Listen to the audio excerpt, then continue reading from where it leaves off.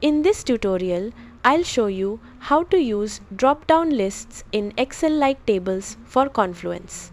By the end of this tutorial, you'll know how to create interactive drop-down columns that make it easy to manage statuses, priorities, and categories. Start by opening the Confluence page where you want to add your table.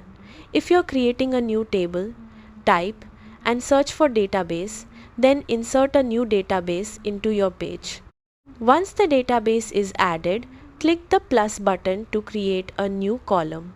For the column type, choose Select if you want users to choose a single option, or Multi-Select if they should be able to select multiple values.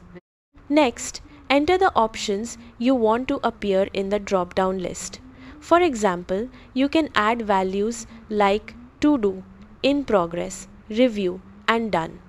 If available, assign different colors to each option to make your table easier to read.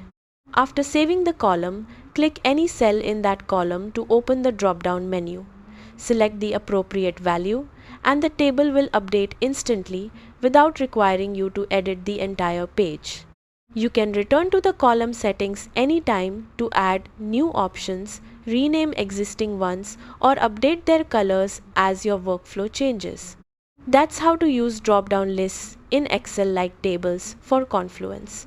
Thanks for watching, and I'll see you in the next tutorial.